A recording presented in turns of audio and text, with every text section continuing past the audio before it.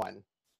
Hello, my name is Dr. David Edward-Ooi Poon, founder of the Faces of Advocacy. We do not want open borders. We just want to be together.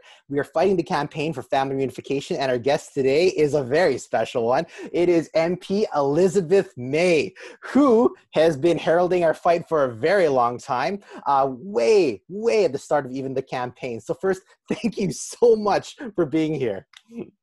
Thank you, Dr. Poon. It's a real honor to finally meet you, because we've been emailing and talking, and I really appreciate the advocacy that you've brought forward, and I love the map of all the people's faces who want to be together. That's a great backdrop you got there. I like to think of that they're behind us, moving forward with us, pressing forward, and I just noticed it's green.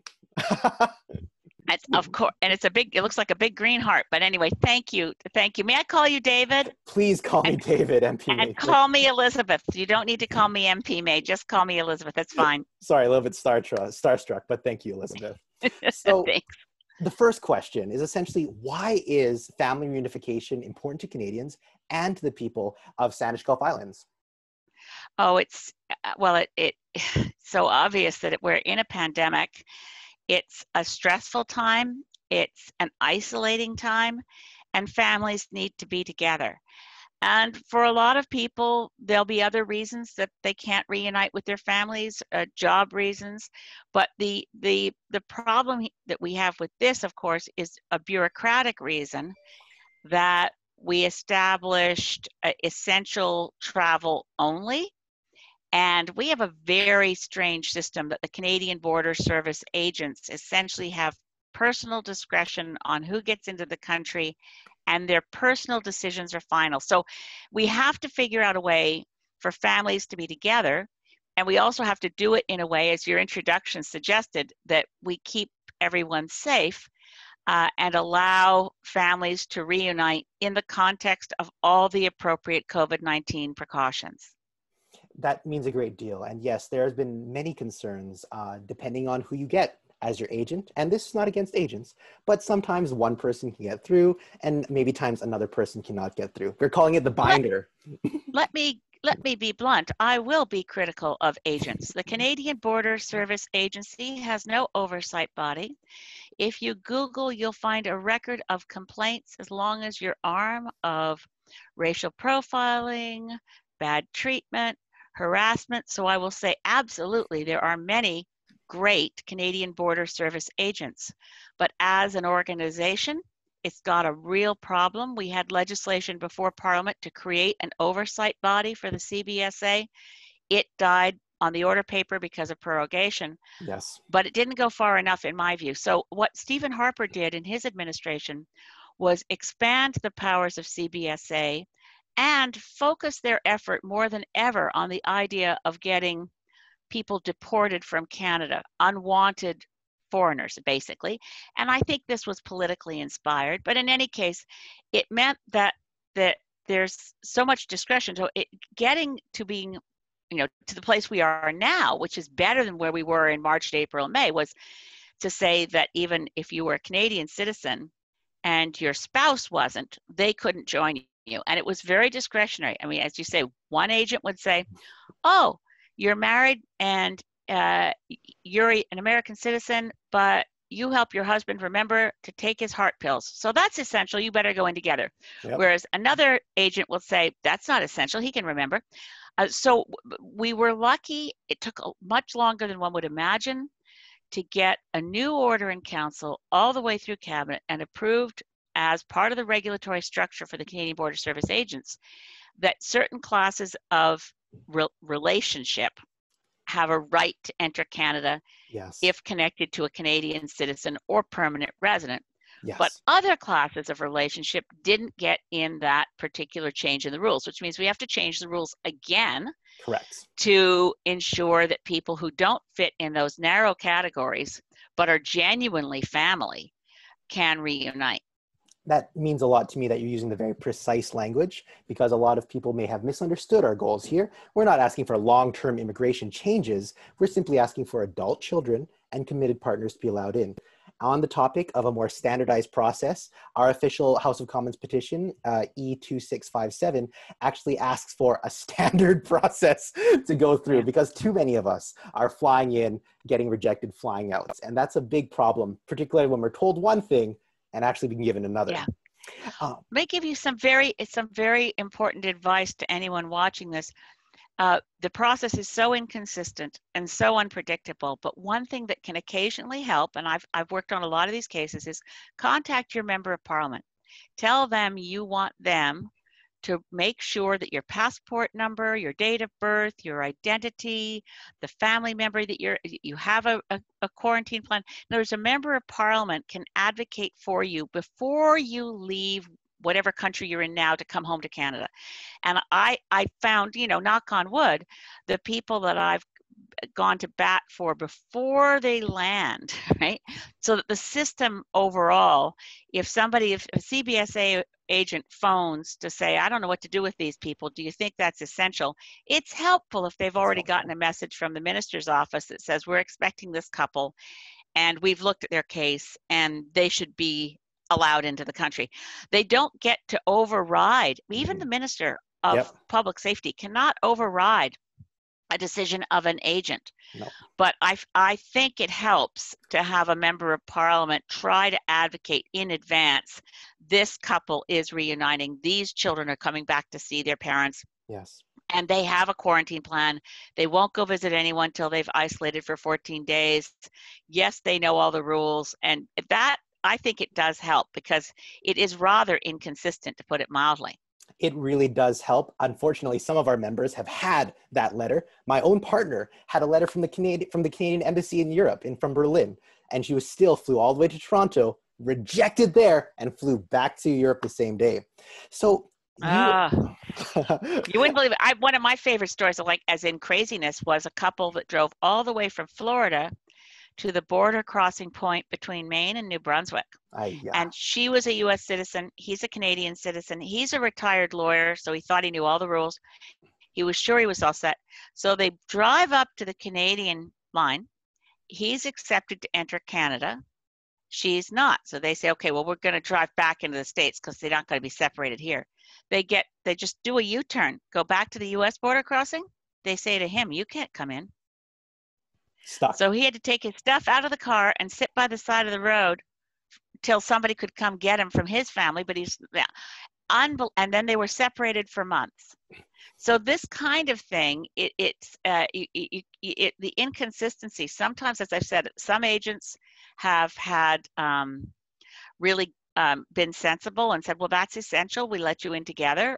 Others don't on the same set of facts. Yes. So you can't get the assurances of it. But I would say even a letter from an embassy isn't as good as having a member of parliament connect in advance with, because I can't say enough how much I'm grateful to the hard work of the Global Affairs Canada team. They've been amazing. François-Philippe Champagne and his office and his team.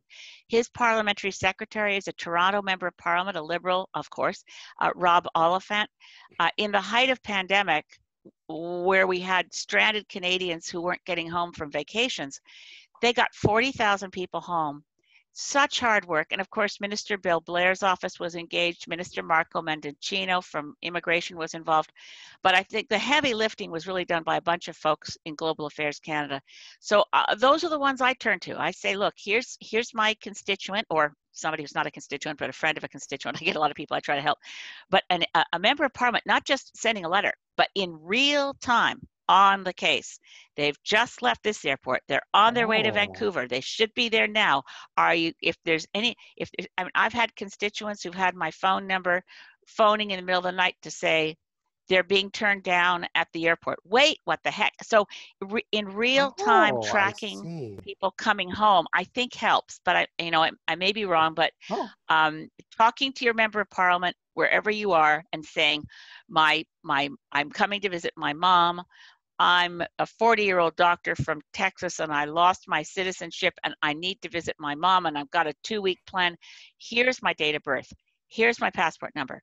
Please communicate all this to the Parliamentary Secretary to Foreign Affairs Canada, the Minister of Foreign Affairs Canada.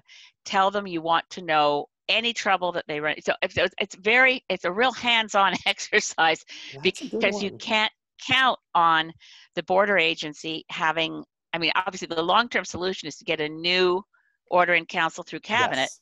that changes the classifications of people who are allowed in. And then of course we'll inevitably found there are people we forgot.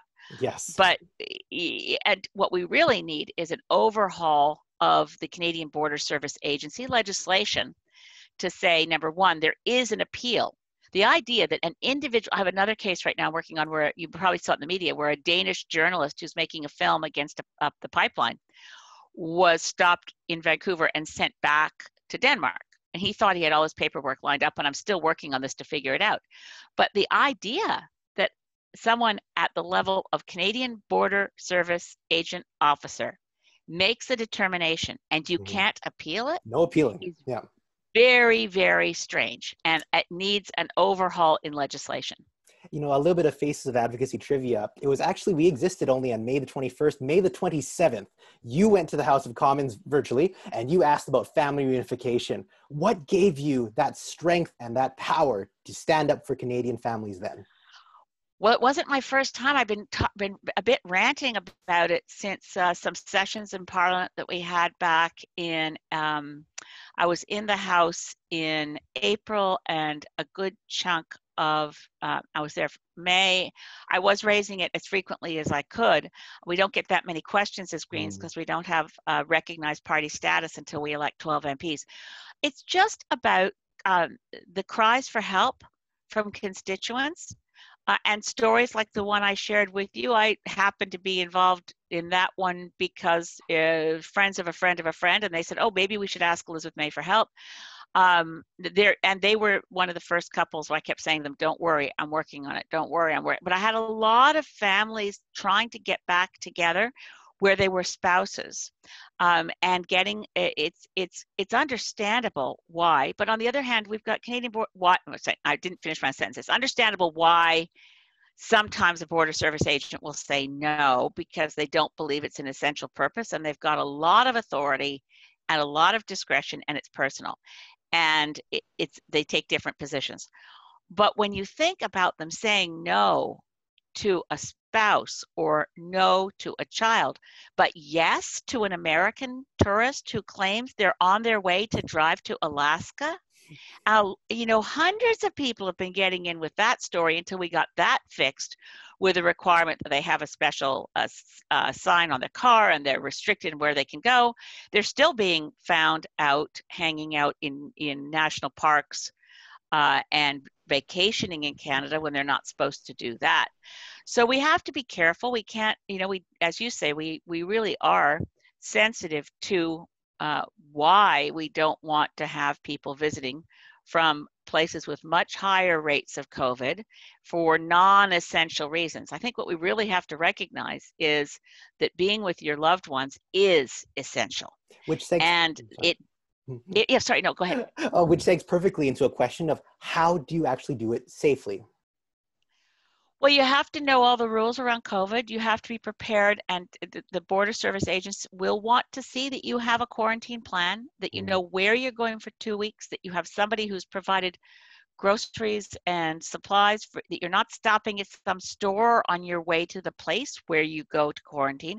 All of that has to be thought through, that you have a plan for transport from the airport to the place where you're isolating, that you're not stopping along the way, you're not seeing anyone, you're masked, you're careful, and you don't cheat. You stay in your isolation for a 2-week period. I've been doing it a lot myself because when I go to Ottawa for work, I'm coming back to a community where I live is mostly seniors. We have no surprise, I'm 66. I don't want to be, can you imagine? I don't want to be a vector of disease. I'm a member of Parliament and I'm a None of us senior. want to be. I do not want to bring home COVID from Ottawa where the rates are higher, and going through airports and being on packed airplanes, all of that. But you have to show that you've got a thoughtful, careful plan, and that you'll stick to it. That's one key piece. The other, of course, is that you've made the argument carefully, and I do recommend you get your member of Parliament to alert the officials throughout down the line, starting with public safety, CBSA, and Immigration Canada, and Foreign Affairs Canada, I'm coming to Canada for this reason. This is my, get your MP to write it up. This constituent is visiting his mother and has this plan for isolation, and it's, all of that.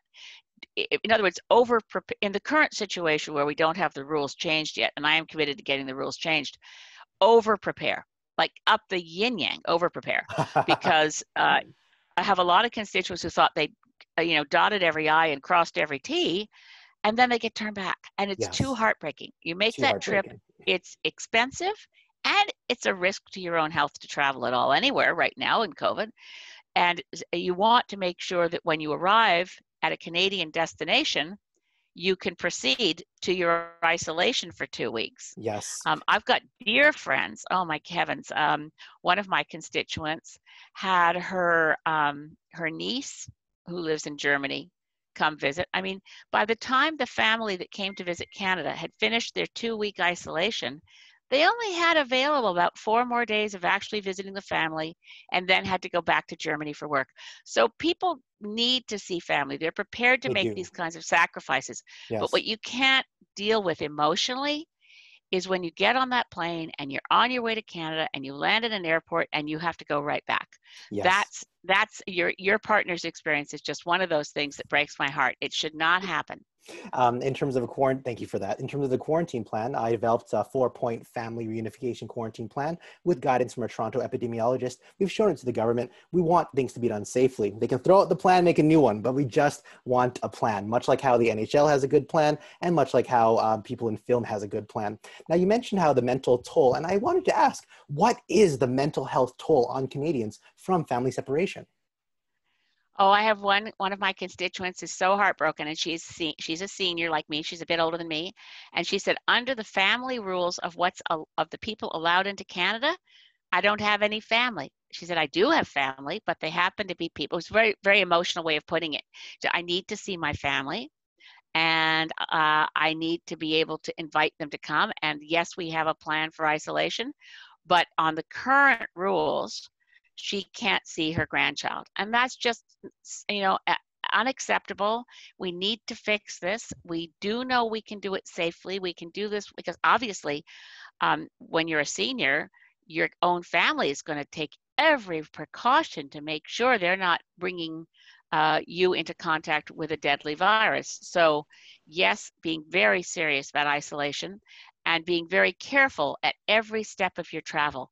I recommend, obviously when I'm traveling from British Columbia to Ottawa for work, which I hate doing in this situation, I wear my mask, and I don't just wear a fabric mask. I get an N95 mask and I wear it the whole trip. I feel so sorry for healthcare workers now. I have a real sense of, had no idea, because by the time I get where I'm going, it's embedded itself into my face, and it's so uncomfortable to have It worn it fogs for, up the glasses. well, 6 hours between, but when you get to the airport, and then that's an hour before your flight, and so it can be 6.5, 7 hours that I'm wearing a tight mask and just sort of sticking a straw up one side to have a sip of water now and then, but not eating, being very cautious, very careful. It's not like a fun trip, but you need to be mindful at every step of your journey. Have you thought about how to reduce your risks? Have you really considered that this isn't a joke? You're going to wear at least a fabric mask to protect others at all times, and you're going to be cautious about surfaces, and you don't let your guard down, because this is no joke, and many places around the world have experienced, well, the sad case of New Zealand, for an example, they had to postpone their election now by a whole month. But initially, they got rid of COVID. They flattened the curve so fast. They did everything that was important to do. And then some tourists from England showed up and cheated. They said they were going on a 2-week isolation, and they left their quarantine location, and they'd come by tracking and tracing, they'd come in contact with a couple hundred people before they were sent back. And it was, a country that's fighting COVID and gets to 0 cases at huge economic cost, Yes. doesn't need someone thinking that they know better and they can break quarantine Absolutely. rules. Yes. Yeah, so we're very serious about safe travel, safe family reunification, and I know we can do it, but it does take everybody being responsible for their part of the effort. That's why at point number 1 on the affidavit of personal responsibility in the family reunification quarantine plan is an affidavit saying that we will be legally and financially responsible for the foreign national family member coming in. This is above and beyond what we have for married couples and common law couples. I know how much you've done for us. I was wondering if you could briefly tell the people watching this video what you have been doing to bring families together in Canada. They would love to hear it. Well, yeah, thank you, David. I'm so lucky to be in a place as a member of parliament where I can make personal appeals directly to decision makers. So I use the personal email addresses of the various ministers when it's a case where it's going to be, and there's a lot of these cases I feel like they're life and death, particularly March and April and May, and getting people home and then reunifying families. All of this is critical work. So I'm just very lucky that I have good personal relationships across party lines. I've always tried to cultivate the idea that everybody who's elected to parliament, we're all equals. That is actually the theory of our democracy. The prime minister is actually, in theory, just first among equals. And that means that I approach my colleagues in parliament as friends. And boy, do I pitch. I pitch hard. And I do the public stuff like you saw when I was in question period. I do private appeals through direct communication. I work very respectfully when I'm working with someone on a minister's staff. Okay, so they're not an elected person, but they're very hardworking and they deserve respect. So I kind of keep cultivating the best possible network to help families reunite. And I was very grateful that when we were working on this and getting this through the cabinet, because it needed I didn't think at first, I said to Bill Blair, just send them an instruction that reclarifies essential. And he said, it's not that easy. Even as minister, I can't tell the Canadian Border Service agents what to do. It took a full on change by order in council. Yes. Those take so now we have to do a new order in council to make sure that we haven't left people behind who are in the key categories for whom you're advocating. Yes. And so I'll just keep doing all the things I'm doing. And I'm very grateful to the fact that when I beg, and I said it's definitely begging. I mean, one of the toughest family reunifications I worked was for a family from British Columbia who've been doing compassionate development work in Haiti. And they had adopted foster children who were 2 young Haitian girls. Well, the Haitian government rules and regulations didn't make that look easy. Yes. And I begged, I just can't tell you, I just begged and begged and begged. And the Minister of Immigration said, okay, we're going to consider that they have visitors permits, these 2 little Haitian orphans. I mean, the British Columbian citizens who were, elderly with health issues had to get out of there.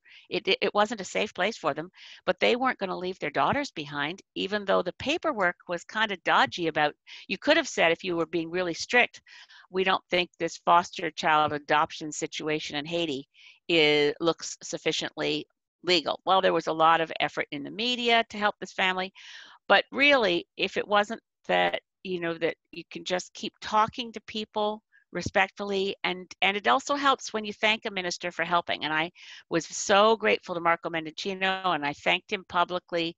That was an amazing thing to do. So nothing's impossible, but you have to be very persistent. Your persistence will inspire us all. The last question is the people who are feeling alone, the people who are feeling forgotten by their government. What message do you have for them? Well, I really feel in a very nonpartisan way that all of us in Parliament want to work together, and the support for family reunification is right through all party lines. I've heard Conservatives speak for it, New Democrats, Bloc Québécois, clearly Greens, and I know that the Liberal ministers have been knocking themselves out, really working hard. I've never seen any set of people work as hard as our government has been working through this horrible pandemic of COVID. So my advice is don't write off your government. I know this is bad advice from a leader of another party, former leader of the Greens. I'm saying don't write off the Liberals. But if you believe someone's going to do the right thing, it definitely encourages them to do the right thing. If you start saying you're a bunch of, blankety, blankety, blanks, and you don't care about us, that doesn't help. What helps is an appeal as personally as possible to the person who gets to make the decision to say, we're begging you, we're counting on you. Nothing moves a person in politics like, we're counting on you because we know you don't want us to be isolated or unable to see.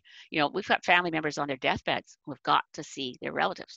So there's a lot, I mean, an appeal that is grounded in the heart and isn't political is the best way to move the situation. And of course, if you're isolated and missing people, I do recommend talking to each other like this. At least remember that there's been no other generation through a pandemic that's had access to the kind of connectivity that we can get through things like Zoom or Skype. And for people who are younger and healthier, remember your isolated loved ones, wherever they are, pick up the phone, or if they use Skype, stay in touch with people who are isolated, because that's a critical survival mechanism for us all, is to remember that we're physically distant, but we have to remain socially connected.